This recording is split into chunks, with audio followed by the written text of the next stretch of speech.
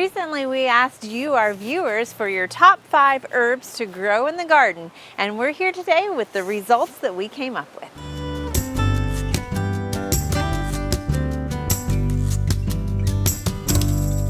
Plant number 1. You all must enjoy making pesto or caprese salads because your number 1 herb choice to grow is basil. But again, the question was, which one do you prefer growing, not necessarily which you prefer eating. But again, it's no wonder that basil was the winner because basil is such an easy plant to grow in the garden. The nice thing about basil is it's also a great plant to add as a patio or container garden plant. Now you can easily get it either by transplants or seedling. A lot of time there's a lot more seeds that might be available through the internet for you. Now the one thing you want to be cautious of is you can save the seeds from year to year if you want to, but if you plant more than one variety within a couple hundred feet, they might cross-pollinate. So you might be getting actually a different basil than what you're expecting to save for the next year. Other than that, basil is a great addition to the garden, and you really only need 1 or 2 plants to feed a family. Plant number 2. Your number 2 pick is rosemary, and it's no wonder because it's a nice shrub to add to your herb garden. Now, the thing about rosemary is it is from the Mediterranean, so it likes a little bit more of a drier, sandy soil. So if you have Oklahoma clay soils, you might try planting this in a container where it'll allow it to dry out a little bit in between. It's one that can be sensitive to our winters, but ARP is a cultivar that is actually touted as being more cold tolerant. Plant number 3. Most gardeners will agree that you can never have too much thyme in the garden, but in this particular case, we're talking about the plant thyme. And it comes in a couple of different forms, but whichever cultivar of thyme you get, you're going to be adding a nice softness to your garden with its petite foliage that it adds.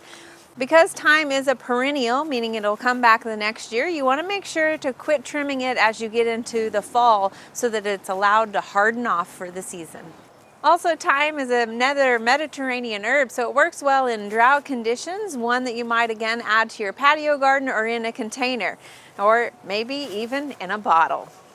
Plant number 4. Cilantro is one of those herbs that I think you either love it or hate it, but apparently you, our viewers, love growing it in the garden. Now, cilantro is a cool season herb, which means as those temperatures start to rise, you're going to see your plant rise also, which is called bolting, as the foliage really starts to sprout up. Now, after you're done harvesting the foliage for cilantro, all is not lost because once these flowers start to bloom and set seed, that is what we know as coriander. Plant number 5. Last but certainly not least is the mint plant, and you really don't even have to be a cook to enjoy this plant as it's a nice addition to any summer drink. You also really don't need to be much of a gardener in order to grow this plant. Now, the mint plant comes in an array of colors and textures and smells and fragrances, so you can really customize the look that you're going for or the smell or flavor you're going for in your garden. Mint can be a little bit of a bully, so feel free to harvest as much as you want from this plant. Because it can be a bully in the garden, you might want to use it in a container. If you want that look of growing it in the ground, go ahead and plant it in a container, but then sink that container down into the soil, leaving about a 1-inch lip just to ensure that it doesn't get out into the garden.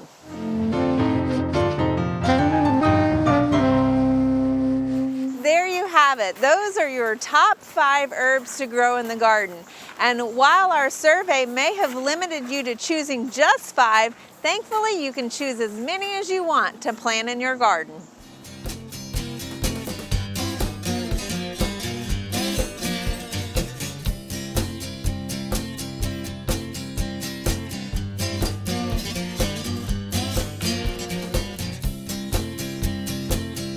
We hope you enjoyed this video. It's part of our Oklahoma Gardening YouTube channel. You can also find even more videos on our OK Gardening Classics YouTube channel. And join us on social media for great gardening tips, photos, and discussion.